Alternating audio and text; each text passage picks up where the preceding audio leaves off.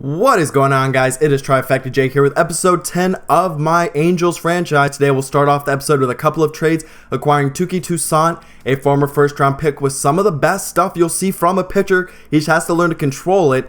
Then trading CJ Wilson for Miguel Castro. We also picked up Shea Simmons in that earlier deal, so acquiring some more bullpen young arms who hopefully can develop into very good players.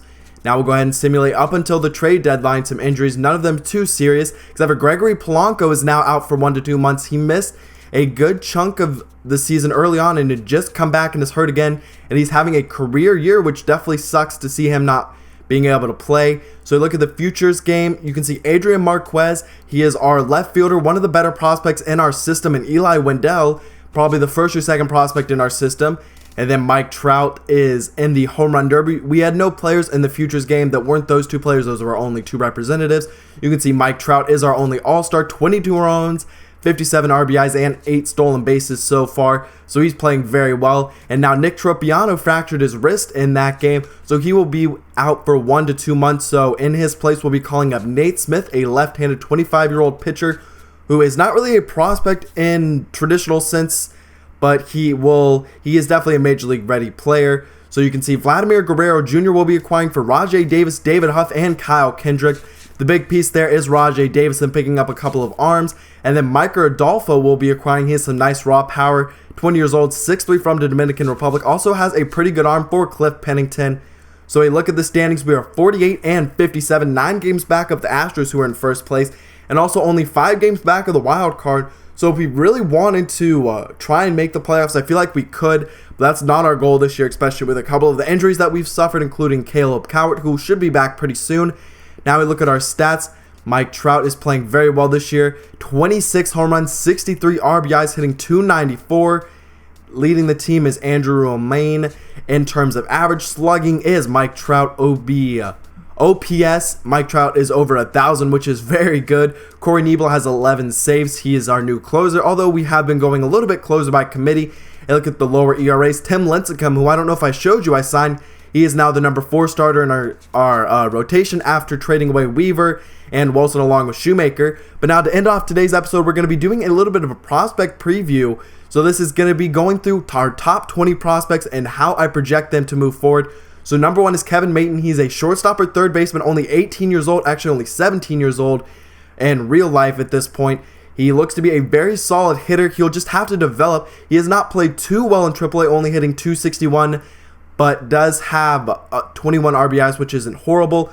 Number 2 prospect is Eli Wendell. He was our third round draft pick, I do believe, last year.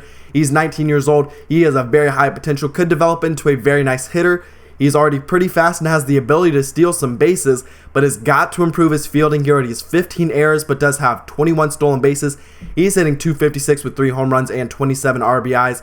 He could be a very nice player for us. Right now, I see Maitain and Wendell as the future at shortstop and second base. We drafted a very talented third base prospect. He's not in this list, as he has not played a minor league game yet. But now the next player is Elvis Knight. He's only 19 years old, 5'9". He could be a very nice leadoff player for us in either left or center field, depending on where we want to do with Mike Trout. He has very good contact ratings already, could develop a little bit of power, and definitely another guy who has got to get better in terms of his fielding, but he is hitting .286, 7 stolen bases in only 28 games. Our 4th prospect is Adrian Marquez, a left fielder who can play all of the outfield positions along with second and third base. He is a very good contact hitter. You can see his stats in both AAA and AA, and he is on our 40-man roster, so when rosters do expand later in the season, we could definitely see him being on the major league team and maybe even getting some starts at left field along with Trout and Polanco. But I feel like his power could also develop. That's been a thing that has really gone up for him this year. Our number 5 prospect and first pitcher on the list is Brady Aiken, a left-handed 6'3" pitcher who is 20 years old. He was the former number 1 overall pick who did not sign, ended up acquiring him from the Indians. He has a nice fastball, curveball, and changeup, so a good combination. He's pitched all right, a .364 ERA with a 150 whip. And AA, 1 and 5 on the season, has not pitched a whole ton, though only making 3 starts, as we have a very crowded pitching prospect base in our system, and a lot of them right now are in AAA. Another player is Maxwell Zimmerman. He is more of a relief pitcher or closer type prospect.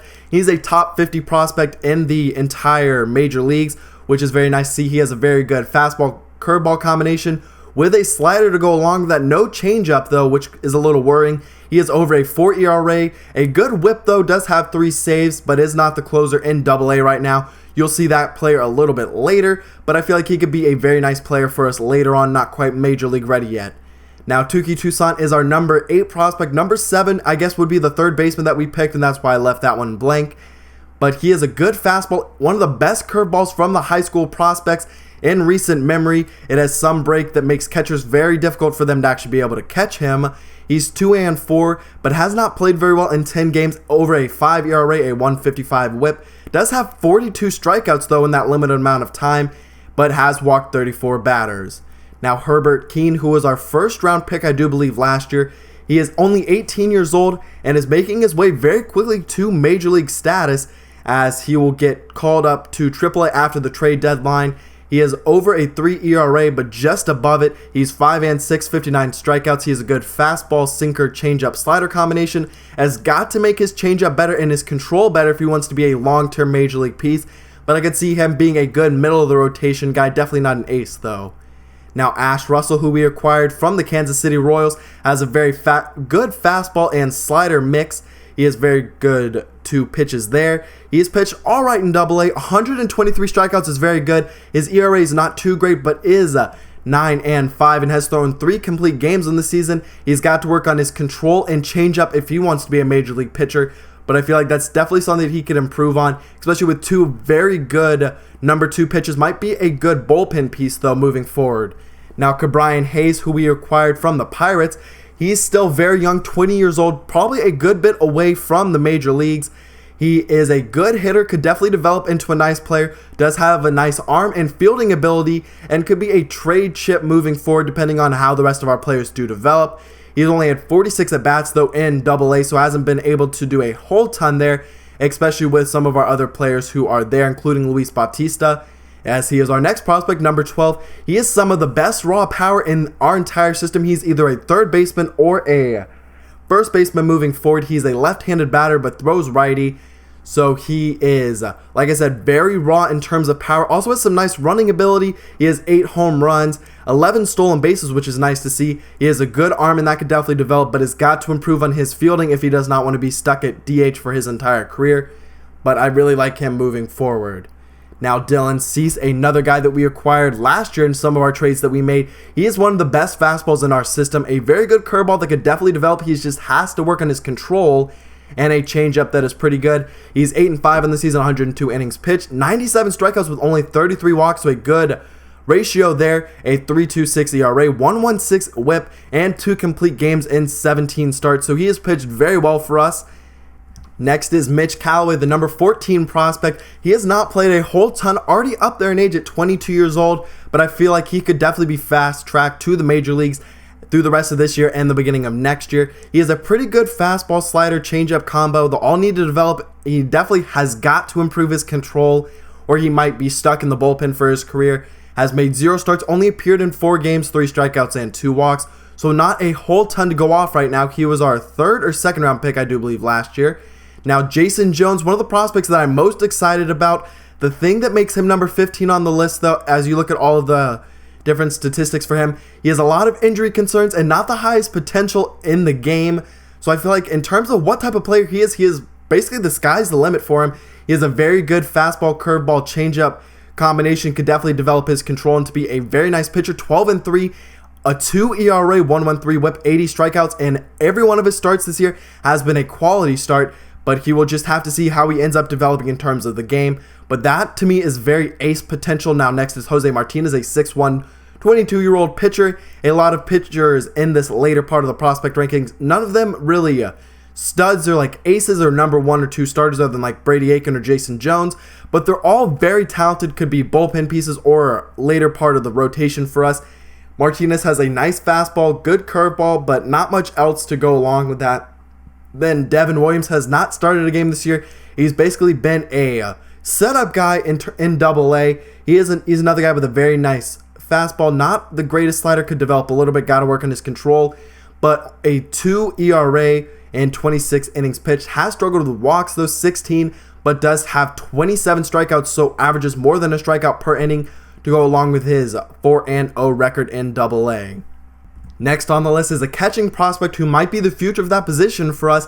It's Chase Vallot, I believe is how you would say that. He is another guy with very nice power, a good arm, needs to improve his fielding in general, and has struck out a whole ton, so it has to get better at that. Has hit 10 home runs and 34 RBIs in AAA. Not a very good average, not very good on-base percentage, and not a very good OPS. But I feel like if he could really get it all figured out in terms of contact, I feel like he could be a very nice, maybe a cleanup hitter for us. Next is Eloy Jimenez. He's our 19th prospect, and he's another guy in terms of actual production. I feel like he probably should be higher on the list, but it's sort of hard to make that call as we do have a lot of nice prospects now. But he has some good raw power potential and contact, a good arm, and could improve his fielding. But he's hit 303, 8 home runs, 39 RBIs in Double-A, along with 2 stolen bases, only hitting 245 with runners in scoring position, but a 348 OBP, very nice to see. And then the last guy is Howard Jensick. He is the guy who's closing right now for our Double-A team, a 1.74 ERA, and he could be a very nice later part of the bullpen piece for us. He's similar to Jason Jones, though.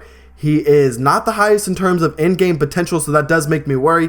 But in terms of actually what he's done for us, I really like what I've seen. Only 19-year-old, 6'4", a right-handed reliever. But I hope you did enjoy this episode. Something a little different going through all of our prospects.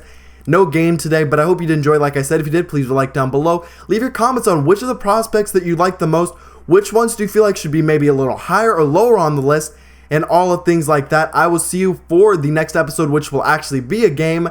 I hope you did enjoy, though, because I'm out.